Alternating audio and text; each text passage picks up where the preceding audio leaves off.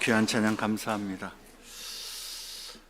오늘 설교의 내용은 좀 산만하게 느껴질 수도 있을 것 같습니다. 오늘 본문을 묵상하기 위해서 좀 더 넓은 관점에서 보아야 할, 고려해야 할 몇몇 요소들을 먼저 나눌 것이기 때문입니다. 그리고 그 요소들이 어떻게 오늘 본문의 메시지와 연관되는지, 오늘 본문의 내용의 어떤 세세한 내용들을 묵상하기보다는 어떤 주제적인 면으로 오늘 말씀을 나누고자 합니다.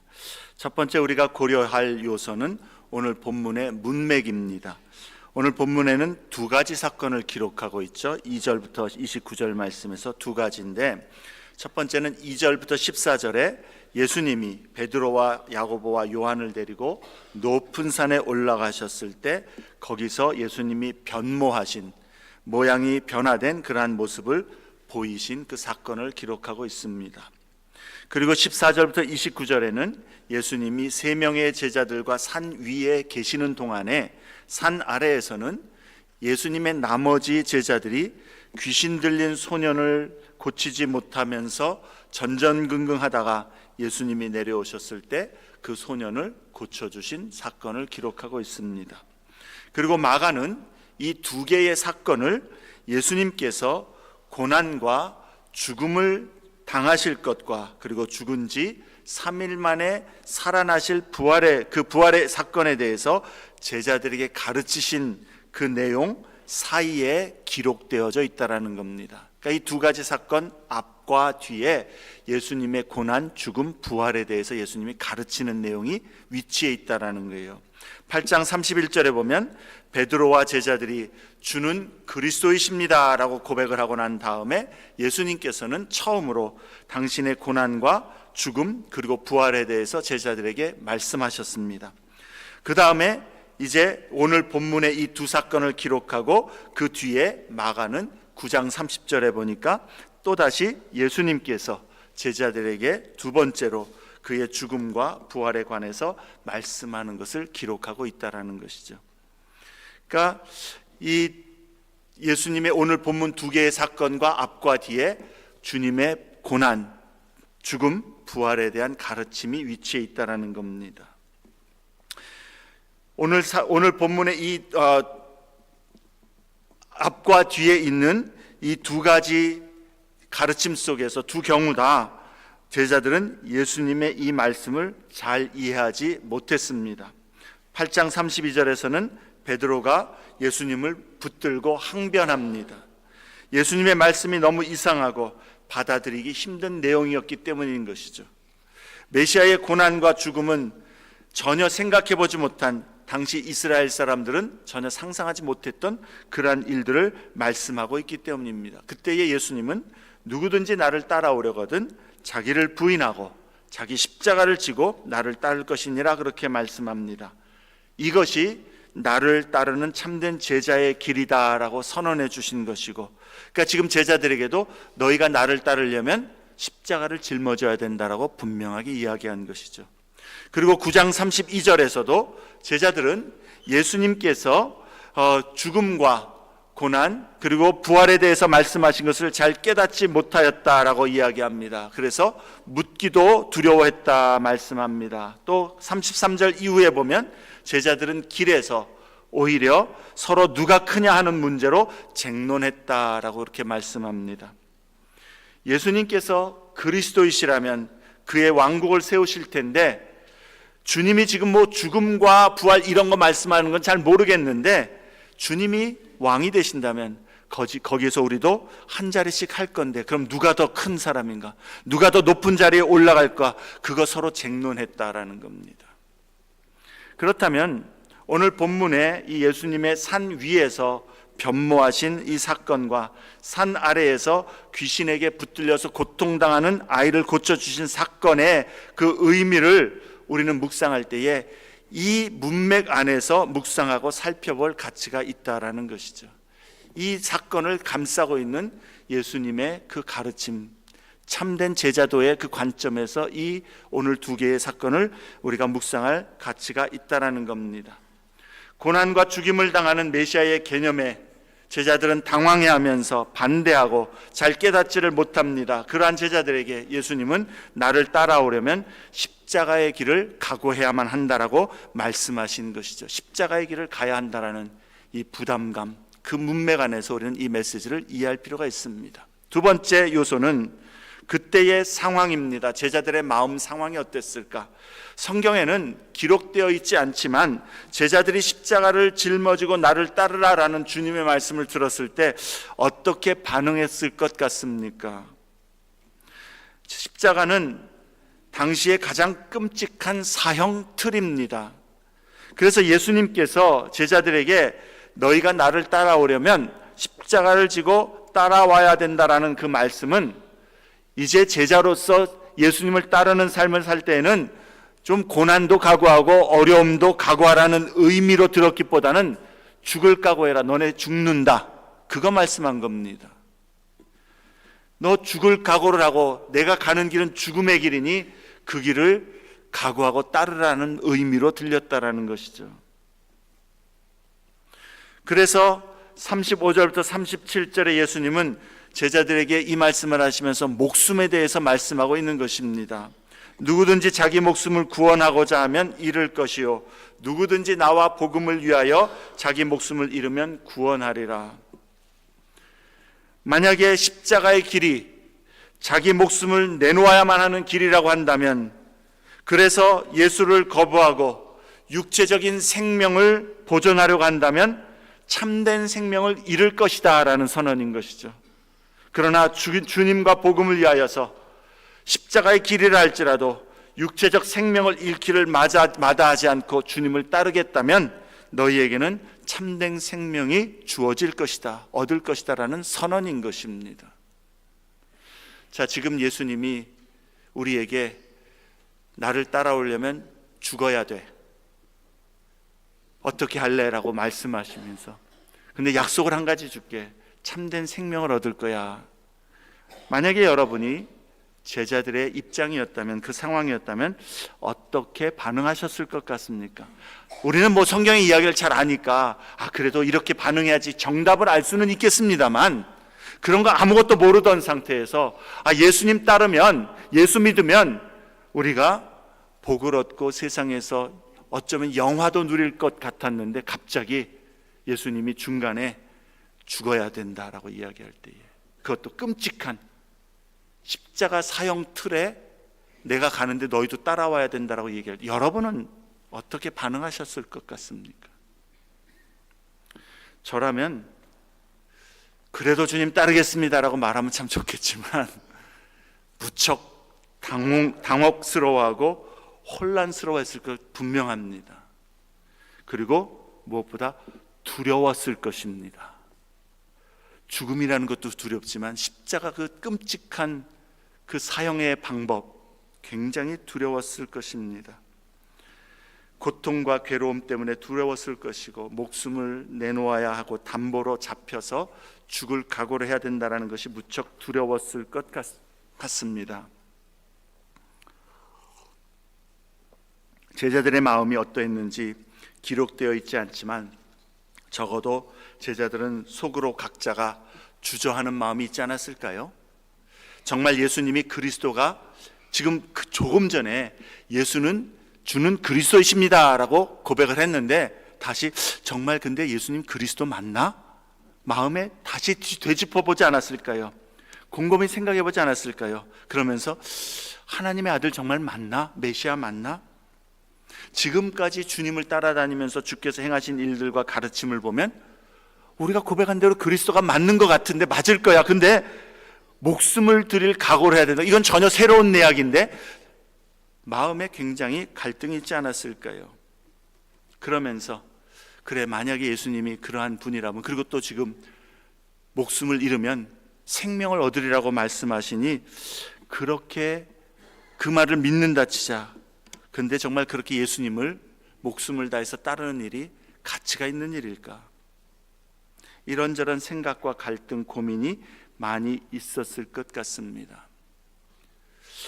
이따 뒤에도 얘기하겠지만 마가가 여기에 엿새 후에 2절에는 말씀하는데, 거의 대부분의 신학자들은 이 엿새 후에라는 말이 그냥 그 출애굽기에 24장에 나타난 모세가 여호와의 산에 올라가서 언약을 맺을 때에 그때 엿새를 기다린 그것을 비유한다라고 말씀하는데, 저는 좀 이런 입장에서 생각해 보면 제자들이 거기서 좀 주저하고 안 가려고 했었을 것 같아요. 복음서 공관복음에 다 보면 마태, 마가, 누가가 다 엿새 후에, 마가는 8일 후에, 앞과 뒤에 있는 날짜를 다 합쳐서 동일한 이야기입니다. 날짜를 그렇게 기록하고 있다라는 거예요. 저는 생각에 제자들이 아마도 나를 따라오려면 죽을 각오해야 되라는 말에 굉장히 주저했기 때문에 그 시간들이 좀 필요하지 않았을까 하는 생각이 듭니다. 그냥 순전한 제 생각입니다만, 어쨌든 갈등과 고민이 있었겠죠. 세 번째 살펴볼 요소는 마가복음의 후반부의 흐름입니다. 마가복음의 전반부는 예수님이 어떤 분인가, 누구인가에 대해서 주로 다룬다라고 했습니다. 그래서 지난 주일 우리가 8장 27절이 터닝 포인트다, 마가복음의 전환점이다라고 이야기했죠. 마침내 제자들은 예수님이 누구인가라는 그러한 내용들에 대해서 주는 그리스도이십니다라고 고백한 이후에 복음서의 후반부는 이제 그리스도가 누구이신가에 대한 그 핵심에서 그 방향을 바꾸어서 그리스도의 사역이 어떤 것인지, 예수께서 오신 목적이 무엇인지에 대해서 초점을 두어서 기록한다라고 했습니다. 그리고 예수 그리스도의 사역에는 십자가 죽음이 필요하다라는 것을 계속 강조하고 있다라는 것이죠. 특히 8장 27절부터 10장 51절의 말씀은 예수님께서 제자들에게 이제 그 말씀을 하시고 난 다음에 십자가를 짊어지시기 위해서 예루살렘을 향하여 가시는 그 여정과 모습을 기록해 주고 있습니다. 그러니까 이제 마지막으로 예수님께서 예루살렘을 향하여 나아가는 그러한 그 여정을 8장 27절부터 10장 마지막 절까지 기록하는 것이죠. 그리고 11장부터는 이제 예수님이 예루살렘에서 순환을 당하시는 순환 주간을 기록하고 있습니다. 자, 이제 예수님은 제자들에게 자신이 그리스도라는 그 고백을 들었을 때에 예수님의 사명에 대해서 자세히 가르쳐 주실 뿐만 아니라 이제 제자들과 함께 예루살렘을 향하여 가면서, 다시 말해서 예루살렘에 가면 십자가에 달리실 것인데, 그 십자가의 길을 가시면서 제자들에게 나를 따르는 대가가 이것이다라고 분명히 밝혀주셨다라는 거예요. 나를 따르는 대가는, 예수를 따르는 대가는 날마다 자기를 부인하고 자기 십자가를 짊어지는 것이 되어야 된다. 목숨을 주님 앞에 드리기로 작정해야 된다는 것이죠. 특이한 것은요, 이 8장 27절부터 10장 마지막 절까지의 예루살렘으로 향하는 그 여정에서, 그 여정을 기록하는 것에서 마가는 자주 길 위에서라는 이야기를 언급합니다. 길 위에서 예수님께서 제자들과 대화하고 가르치시는 장면을 자주 기록한다라는 거예요. 그전에는 예수님이 어느 마을에, 어느 집에서, 어느 장소에서 가르치는 것에 많이 그렇게 기록했다면, 이제는 그런 정적인 가르침이 아니라 예수님께서 예루살렘을 향하여 가는 여정의 길 가운데에 제자들과 함께 걸어가시면서 그들에게 그 십자가의 길을 가르쳐주고 있다는 것을 강조해주고 있다는 것이죠. 그래서 여러분 8장 27절에 보면은 예수와 제자들이 어디에서요? 길 위에서 8장 27절, 가이사랴 빌립보 여러 마을로 나가실새 길에서 제자들에게 물어 이르시되, 그렇게 얘기합니다.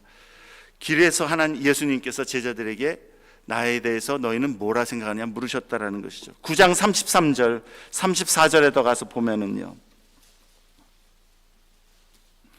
가버나움에 이르러 집에 계실새 제자들에게 물으시되 너희가 길에서 서로 토론한 것이 무엇이냐 하시되 그들이 잠잠하니 이는 길에서 서로 누가 크냐 하고 쟁론하였음이더라. 길 위에서 걷고 있는 그 장면을 계속 강조해주고 있다는 것이죠. 또 10장 17절 말씀에 가서 보면은요, 예수께서 길에 나가실새 한 사람이 달려와 무릎을 꿇어서 물으면서 선생님 내가 무엇을 하여 영생을 얻으리까 라고 묻습니다.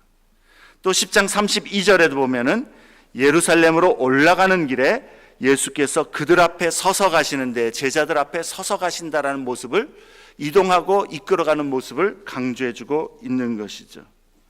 10장 46절 말씀, 여리고에 이르렀더니 예수께서 제자들과 허다한 무리와 함께 여리고에서 나가실 때에 디메오의 아들인 맹인 거지 바디메오가 길가에 앉았다가 예수님으로부터 고쳐달라고 요청하고 고침을 받는 것이죠. 그리고 이 단락의 마지막 구절인 52절에서 보면 바디메오가 곧 보게 되어 예수를 길에서 따르니라, 그렇게 기록해주고 있습니다. 이 구절에서 마가는 우리에게 무엇을 보여줍니까? 예수님께서 제자들과 함께 그 예루살렘 십자가의 길을 걸어가는 모습을 계속해서 우리에게 반복적으로 강조해주고 있다는 것이죠. 그리고 이 기록의 마지막, 예루살렘을 향한 여정의 마지막 기록을 길에서 따르는 바디메오의 그런 제자된 모습을 우리에게 보여주고 있다는 겁니다. 이 바디메오, 눈을 마침내 열어 예수를 보고 따르는 제자의 그런 참된 모습을 우리에게 상징적으로 가르쳐주고 있다는 것이죠. 예수님의 여정에는 십자가로 향하는 그림자가 드리워져 있음을 우리는 곳곳에서 보게 됩니다. 예수님은 골고다로 향하여서 걸어가신 것이죠. 십자가가 예수님께서는 하나님의 목적을 이루시는 길이고, 그리고 계속해서 보여주는 것은 그 십자가가 영광의 길이라는 것을 계속해서 보여줍니다. 그리고 제자들은 그 예수님을 따라 그 길을 걸어갑니다. 제자들의 모습, 우리가 아까 9장에서 본 것처럼 아직 잘 이해하지 못합니다. 여전히 갈등과 고민이 있었을 것이고, 또 누가 더 크냐, 이러한 잘못된 개념을 가지고 예수님을 따라갔지만, 중요한 것은 그들은 여전히 예수님을 따라 예수님이 걸어가시는 십자가의 길을 쫓아갔다라는 것이죠. 무엇보다도 중요한 것은요, 예수님은 제자들에게 길을 가리키신 것이 아니라, 저기로 가라 여기로 가라 길을 가리키신 것이 아니라 직접 걸어가시면서, 그들 앞에 가시면서 제자들을 그 길로 인도해 주셨다라는 것입니다. 마가가 우리에게 전달하고자 하는 내용이 무엇일까?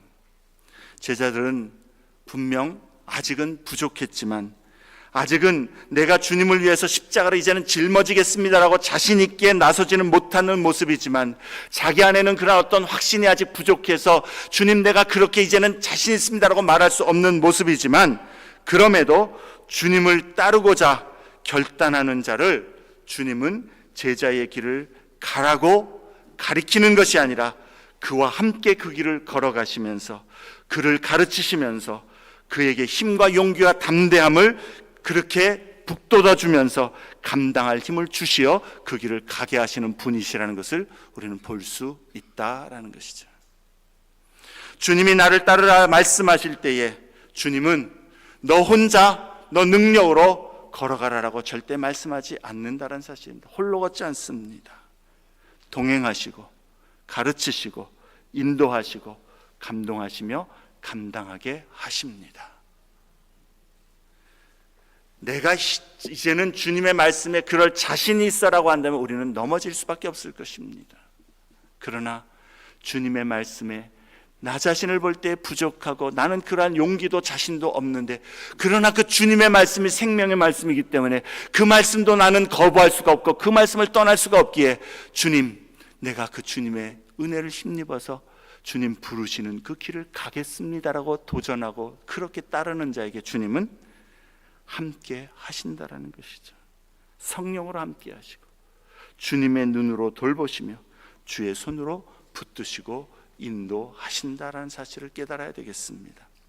그래서 참된 제자의 길을 주님의 은혜로 걷게 하신다라는 것을 마가의 이 흐름에서 우리는 읽을 수 있다라는 것이죠.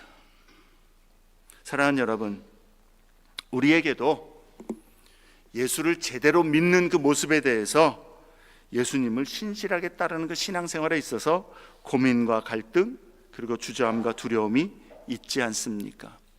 예수님의 초청은 뭡니까? 나를 따르라라는 것이죠.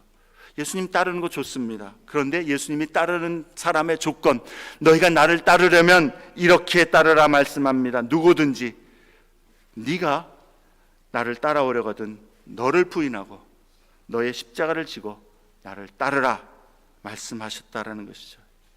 여러분, 그렇게 그러한 결단과 각오로 주님을 따르기를 힘쓰는 모습이십니까? 주님의 이 말씀 앞에, 여러분, 우리가 예수를 믿는다라고 그러고 예수님을 따른다라고 하는데, 주님의 이 말씀을 새겨서 주님, 내가 나를 부인하고 나의 목숨까지도 주님의 것임을 고백하면서 그러한 각오로 따르겠습니다라는, 그렇게 하려고 하는, 노력하는 모습이냐라는 것이죠. 아멘. 십자가를 질 수 있나? 주가 물어보실 때 죽기까지 따르오리. 성도 대답하였다. 근데 나는 아직 모르겠다. 그러면 안 되죠. 죽기까지 따르오리. 성도 대답하였다. 우리의 심령 주의 것이니 주님의 형상 만드소서. 주 인도 따라 살아갈 동안 사랑과 충성 늘 바치오리다. 이것이 우리의 신앙의 모습, 삶의 모습, 주님을 따르는 모습이 되어야 하지 않겠습니까? 우리는 주님의 제자입니까? 그리스도의 제자로서 그렇게 주님이 요구하시는 대로 오늘도 나를 부인하면서, 나를 부인한다는 것은 주님의 말씀과 뜻에 나를 순복하면서 자기 십자가를 지고, 십자가를 진다라는 것은 주와 복음을 위하여 내가 어떤 때에는 손해도 불이익도 낮아짐도 심지어는 생명까지도 주의 것이기에 주님을 위하여서 그러한 각오로 주께 다 드리겠습니다라는 그러한 각오로 주님을 섬기는, 주님을 따르는 제자입니까? 주님은 분명히 말씀하지 않습니까? 자기 목숨을 구원하고자 하면 잃을 것이요 자기 목숨을 잃고자 하면 구원을 얻을 것이다. 사랑하는 여러분, 혹시 예수를 믿는데 적당한 선에서 주님을 따르는 신앙으로 타협한 상태는 혹시 아닌지요? 우리 스스로에게, 우리 모두가 다 그럴 만한 모습들이 있습니다. 주님의 말씀 앞에 떨면서 주님의 말씀 앞에 철저하게 나의 작은 부분까지, 다른 사람들이 보지 않는 부분, 내 마음의 감정까지도, 나의 의도까지도 주님의 말씀 앞에 순복하여 나를 부인하며 기꺼이 주의 말씀에 순종하려고 나를 부인하는 그러한 각오로 신앙생활을 하고 있느냐라는 것이고, 그런 신앙생활을 위하여 지금도 애쓰고 있냐라는 것이죠. 어쩌면 나 편한 대로, 내 마음의 속에 만족하는 대로, 주님의 말씀이 어떠하지 간에 내가 그어놓은 선까지만 이렇게 신앙생활을 해도 되지 않을까? 그런 모습은 혹시 아닌지요?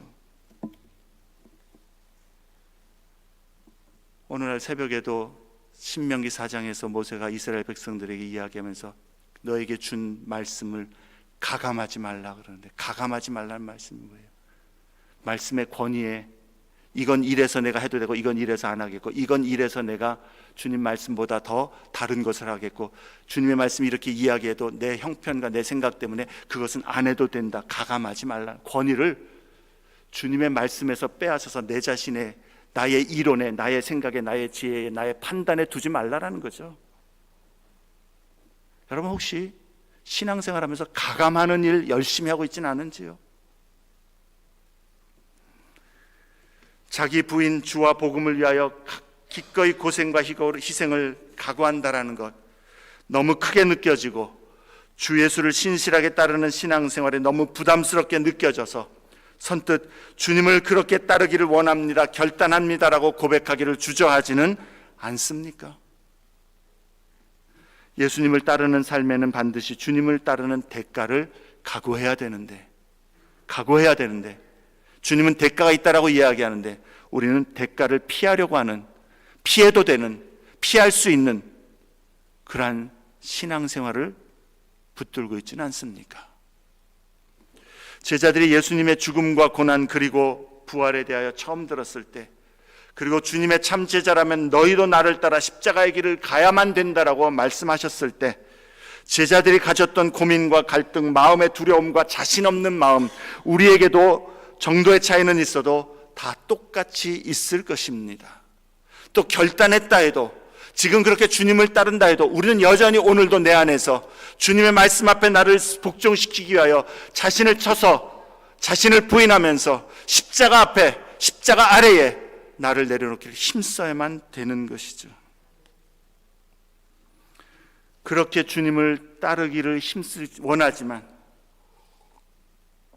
그러한 주님의 제자의 대가의 말씀 앞에 주저하면서 두려워하고 갈등하고 자신 없어하며 선뜻 대답하지 못하는 제자들에게 마가는 오늘 본문의 사건들 속에서 참 제자의 길이 얼마나 복되고 영광스러운 길인가를 확신시켜 주고 있다는 것이죠. 우리에게도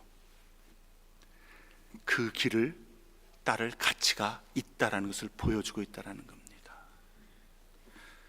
우리도 주의 참된 제자로 신실하게 주님을 따르는 일이 두렵고 부담스럽게 여겨질 때, 아직 한 번도 그러한 고백을 하지 않았다면, 오늘 말씀에서 두렵지만 그것이 생명의 길이라면 그것을 따르기를 원합니다라고 말하고 싶은 그러한 심령이 있을 때, 그러나 두려움이 있을 때에 오늘 본문의 이 말씀을 통해서 우리는 격려를 얻을 수 있다는 것이요, 또 이미 그러한 결단을 하고 주님을 따르는 가운데 있지만은 여전히 내 삶 속에서 그날의 도전 앞에 오늘도 또 나를 부인하고 나의 십자가를 짊어져야 되는 그 부담 속에서 참으로 어려워할 때에 우리는 또한 이 말씀으로 우리의 격려와 힘과 위로를 얻을 수 있어야 되겠다라는 겁니다. 오늘 사건을 우리에게 그러한 격려를 주는데 세 가지를 나누고자 합니다. 첫째는 영원한 영광이 주어진다면 그 어떤 희생도 아깝지 않다라는 것이죠.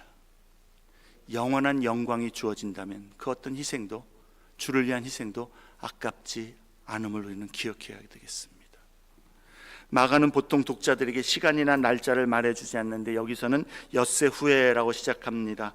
변화산 사건은 제자들이 예수를 그리스도로 고백하고 또한 예수님이 고난을 받고 죽임을 당하실 것에 대한 그 말씀을 하신 그날부터 엿새 후라는 것이죠. 마가가 이처럼 구체적으로 시간을 기록한 것은 아까도 얘기했던 것처럼 출애굽기 24장 16절에 모세가 산에 올라가서 하나님을 뵙기 전에 엿새간 준비한 것을 상기시켜 주는 듯한다라고 신학자들은 이야기합니다. 산 위에서 변형되신 예수님의 모습은 예수님이 완전한 신성을 가지신 하나님이시다라는 것을 나타내주고 있는 것이죠. 세상에 오심으로 잠시 가려져 있을지라도 예수님은 영광의 하나님이시다라는 것을 제자들에게 보여주신 것이죠. 거기에 모세와 엘리야가 나타나서 예수님과 대화했다라고 기록합니다. 누가복음에서 누가는 그 대화의 내용이 예수께서 장차 예루살렘에서 별세하실 것에 대해서 말씀하였다라고 기록합니다.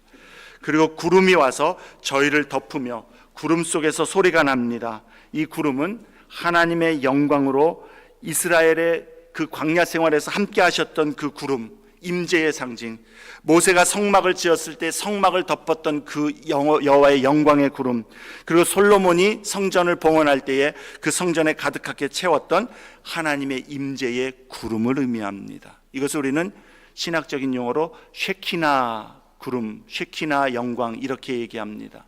히브리어로 임재, 거함이라는 의미를 가지고 있습니다. 여러분들도 이제 나중에 뭐 어떤 다른 설교를 듣거나 할 때 쉐키나 이런 말들을 자주 듣게 될 겁니다. 하나님의 임재의 상징의 구름을 의미합니다. 우리가 따르고 섬기는 예수님은 영광의 하나님 본체시다라는 거예요. 그러므로 예수님은 그렇게 우리의 생명을 들여 따르고 섬기며 사랑할 뿐이요, 다른 어떤 것에 우리의 삶을 투자하는 것보다도 그에게 투자하여 맡겨 섬기고 따르는 것은 가장 가치 있고 가장 귀한 분이시라는 것을 기억해야 된다는 것이죠. 왜 성경의 다른 인물들 가운데 모세와 엘리야가 이때 나타난 것일까요? 모세는 이스라엘의 하나님의 율법을 받아 전해준 인물입니다. 엘리야는 하나님을 배반하고 죄의 길로 가는 이스라엘을 향하여 하나님께 돌아오도록 권면하면서 심판을 경고했던 최초의 선지자가 됩니다. 그래서 모세와 엘리야는 구약의 율법과 선지자를 대표하는 구약의 요약이 됩니다. 예수께서 모세와 엘리야와 함께 십자가의 고난과 죽음에 관하여서 말씀하셨다는 것은 예수님의 십자가 죽음이 구약의 모든 약속과 예언을 성취하는 것이다라는 것을 우리에게 나타내 보여주고 있다라는 것이죠. 제자들은 예수께서 장차 고난을 받고 죽임을 당하실 것에 대해 말씀하실 때에 이해할 수 없었고, 베드로는 예수님께 그러한 말씀을 제지하기까지 했습니다. 그러나 변화산에서의 이 경험은 예수님이 고난의 메시아로 오시는 것이 하나님의 약속이요 하나님의 뜻이라는 것을 확증해 주는 것이죠. 그 구름 가운데에 하나님께서는 제자들에게 너희는 저의 말을 들으라 그렇게 말씀하십니다. 우리는 예수님의 모든 말씀을 들어야만 합니다만, 문맥에서만 본다면 특히 8장 34절부터 38절에 있는 그 말씀을 들으라는 것이죠. 이 말씀이 진리이고 십자가의 길이 영광의 길이라는 것입니다. 예수님께서 누구든지 나를 따라오려거든 십자가를 짊어져야 된다고 하고, 목숨을 잃으면, 나를 위하여 목숨을 잃으면 얻을 것이고 그것을 구원하고자 하면 잃을 것이다라는 이 말씀이 진리다라는 겁니다. 그 말을 들으라는 거예요. 그리고 예수님의 그 하얀 빛난 옷으로, 세상에 그 어떠한 사람이 빨아도 그렇게 빛나게 빨 수 없는 그러한 영광의 빛으로 광채의 모습으로 변화된 그것은 주님께서 십자가 고난을 이기시고 난 이후에 받으실 영광의 모습을 제자들에게 부분적으로 미리 드러내 보여준 것이죠. 주님은 십자가 뒤에 있을 영광을 위하여서 앞에 있는 고난을 참으셨다라고 성경은 말씀합니다. 제자들에게 예수님의 십자가의 길이 승리의 길이고 하나님의 약속의 성취이고 그게 영광의 길이다. 그러므로 너희도 십자가를 짊어진다라는 것, 우리의 삶에서 예수를 그렇게 따른다라는 것, 그게 영광의 길이다라는 것, 영원한 영광의 길이라는 것을 우리에게 말씀해 주시는 것입니다. 우리에게 나를 따라오려거든 자기를 부인하고 자기 십자가를 지고 따르라 명하신 것, 그 순종과 헌신의 길이 영광의 길이기 때문에 주님은 우리에게 말씀하신 것입니다. 진실된 믿음의 모습으로 신실한 하나님의 사람으로 이 세상 가운데 살아가는 것이 언제나 고난과 희생의 그 모습은 아니겠습니다만, 분명 주님을 신실하게 따르고자 하는 자, 참된 제자로서 그렇게 주님 앞에 헌신하고자 하는 자는 이 세상에서 좁고 어려운 길, 협착한 길을 걸어갈 수밖에 없는 것이요, 주님의 고난에 동참하는 길이 된다라는 것을 우리는 간과해서는 안 되는 것입니다. 그러한 길을 피하면 안 된다라는 것이죠. 예수를 구주로 믿고 따르겠다라는 우리의 고백은 예수께서 고난을 받으셨듯이 우리도 이 음란하고 죄 많은 세상에서 예수님의 말씀과 뜻을 따라 살기로 작정한 것이고, 그렇게 살기 위해서는, 주님의 뜻대로 나를 들여 살기 위해서는 고난도 마땅히 감수하겠다라는 것을 의미해야만 하는 것입니다. 그게 예수를 주로 믿겠습니까? 라는 고백의 질문에 내포된 의미인 것이죠. 우린 그렇게 주님을 고백하고 믿고 따르고 있습니까? 그러나 주님의 고난에 동참하는 제자의 삶에는 주님이 변화산에서 보여주신 그 영광의 은혜와 축복에도 동참하는 길임을 우리는 깨달아야 된다는 것이죠. 십자가의 길 뒤에는 영원한 영광이 있습니다. 이 약속이 반드시 이루어짐을 믿는다면, 그 영광의 영원함과 위대함을 바라본다면, 우리는 이 땅에서 주를 위하여 희생과 손해가 필요하다면 기꺼이 십자가를 짊어지고 그것을 마다하지 않을 수 있을 것입니다. 우리의 눈이 무엇을 보느냐의 차이인 것이죠. 영원한 영광을 바라볼 때 우리는 주님이 이 땅에 우리를 부르신 참된 제자의 삶을 기꺼이 가기를 마다하지 않게 될 것입니다. 주님은 십자가의 길이 영광의 길임을 보여주셨습니다. 우리도 영원한 영광의 약속을 믿고 바라보면서 오늘도 그리고 날마다 주의 인도하심을 따라 주와 함께 하심을 의지하면서 십자가의 길을 가기를 힘써야 되겠습니다. 어제보다 오늘 더 주님 앞에 헌신하는, 주님 앞에 더 가까이 나아가는 그런 신앙이 되기를 각오할 수 있기를 바랍니다. 두 번째로, 예수님은 죽은 자도 살리시는 생명의 주님, 부활의 주님이기 때문에 우리가 생명을 잃는다 해도 염려할 필요가 없다라는 것을 보여줍니다. 예수님께서 나와 복음을 위하여 자기 목숨을 잃으면 구원하리라 하신 그 선언을 확실하게 하실 수 있는 이유가 무엇입니까? 예수님이 생명의 주관자이시고 영원한 생명으로 우리를 인도하시는 분이시기 때문에 그런 것이죠. 산 아래의 사건에서 볼 때에 제자들은 귀신 들린 아이를 고치지 못하면서 애를 먹고 있습니다. 9장 14절에 보니까 무리들에 둘러싸여서 사람들의 힐책을 받는 것 같습니다.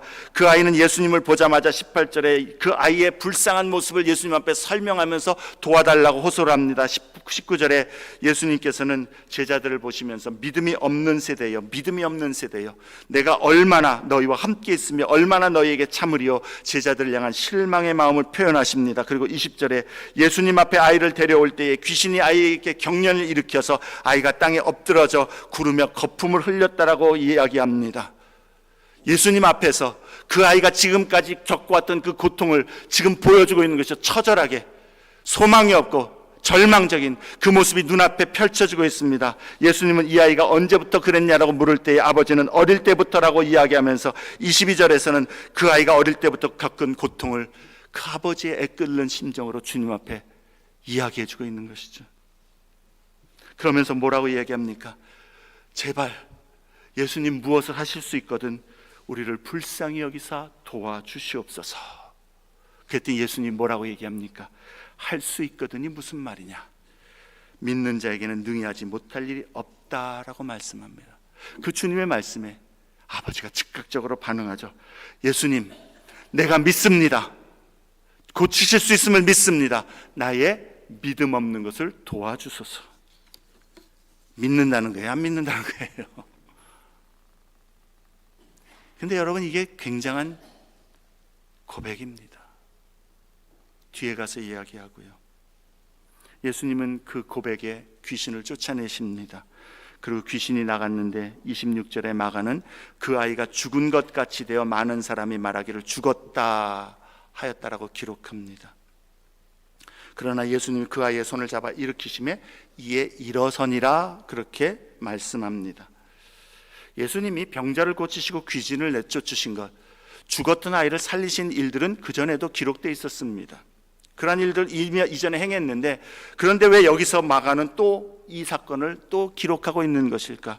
우린 여기서 마가가 사용하는 독특한 단어 하나를 우리는 주목할 필요가 있습니다. 물론 우리가 헬라 원본으로 볼 때에 나타날 수 있겠지만 26절에 죽은 것 같이 되어라는 말은 죽은 몸, 시체를 의미합니다. 시체같이 되었다, 시체이다. 사람들이 볼 때 시체다, 죽었다, 그걸 의미하는 것이죠. 실제로 이 단어는 죽은 자들에 대해서 성경에 사용되고 있습니다. 왜 시체라는 이 단어를 마가는 그가 죽은 것처럼 되었다라고 이야기할 때에 시체라는 말을 사용했을까? 문맥 안에서 주님은 제자들에게 그리고 우리에게 메시지를 주시는 것이죠. 예수 안에서 주와 복음을 위하여 목숨을 잃는다 할지라도 예수는 그 능력으로 우리를 다시 살리실 수 있는 분이시다. 이것을 확신시켜 주시는 것이죠.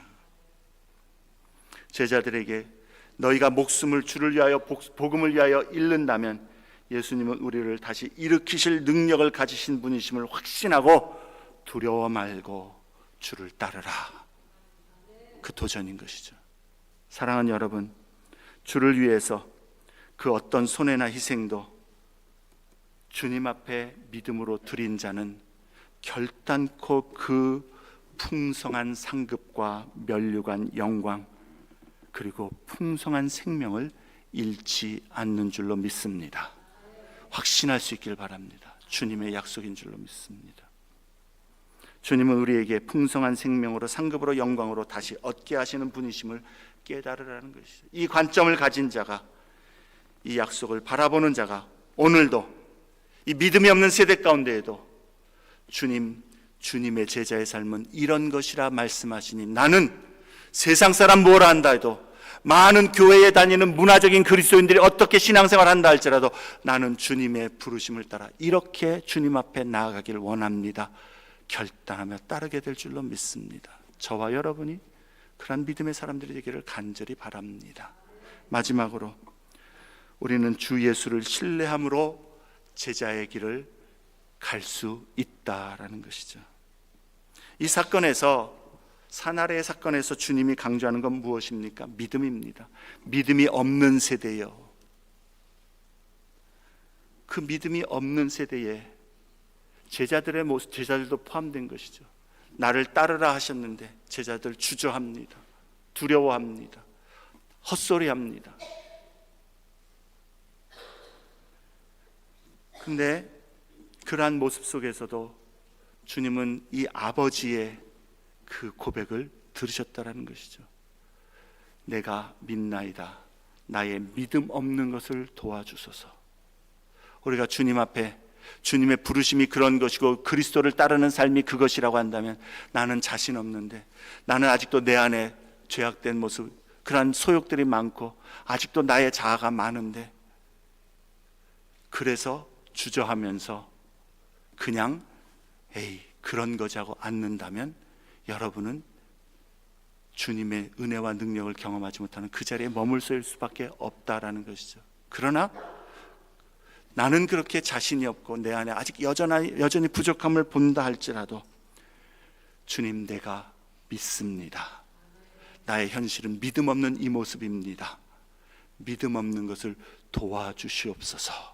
주님을 신뢰하여 주님을 붙드는 자에게 주님은 그를 이끌어 아까 제자의 길 예루살렘까지 주님이 동행하셨다라는 것, 부족한데도 동행하셔서 결국에는 십자가의 길을 다 가도록 인도하셨던 것처럼 부족할지라도 자신 없을지라도 주님 그게 생명의 길이기에 나도 그렇게 주님 한번 믿어보겠습니다. 나도 그렇게 주님 앞에 헌신하며 따르기를 원합니다. 그러나 나는 믿음이 없사오니 믿음 없는 것을 도와주소서. 주님을 신뢰하면서 주님의 도움을 구하는 자에게 주님은 믿음의 복을 주실 줄로 믿습니다. 그러므로 사랑하는 여러분, 겸손하게 주님 앞에 우리의 부족함을 인정하면서 나아가야 되겠습니다. 있는 것처럼 그렇게 다 신앙생활하는 것이 그것이 아니라 하나님 주님의 말씀 앞에 나의 모습은 이렇게 다른데 그러나 이것이 생명의 길이니 주님 나의 믿음 없는 것을 도와주소서. 내가 믿나이다. 그렇게 주님의 도우심을 구하는 자에게 주님은 제자들을 끝까지 예루살렘까지 인도하셨던 것처럼 우리의 걸음걸음에서 여전히 주님을 의지하는 자에게 주님은 능력과 은혜로 그 길을 다 가도록 역사하시고 승리하게 해주실 줄로 믿습니다. 믿음 없는 세대는요, 내가 그만한 자신이 없어서 나는 그렇게 할 만한 그런 모습이 아니야, 그런 자기를 인식하는 게 믿음 없는 세대가 아니라 그런 자기 인식이 있음에도 주님 도와주시옵소서라고 말하지 않는 게 믿음 없는 세대입니다. 못 있는 모습 그대로 주의 말씀 의지하여 주님의 뜻에 따라 내가 그렇게 주님 섬기기를 원합니다. 주님 도와주시옵소서. 그 믿음, 그것이 겨자씨만한 믿음이라 할지라도 주님은 이 산이 옮겨 저리로 바다에 빠지라 할 때에 그리 되리라 역사하시리라 말씀하셨음을 기억하면서 주님의 이 부르심 앞에 오늘 예수 믿는 신앙인으로서 어떻게 주님을 따를까 정직하게 진지하게 바라보면서 주님 약속하신 그 영원한 영광을 바라보고 주님 앞에서 주님의 그 인도하심을 의지하면서 오늘도 주님 앞에 우리 삶을 맡겨드리며 쫓아가는 그러한 주님의 성도 우리 모두가 되시기를 주의 이름으로 축원합니다.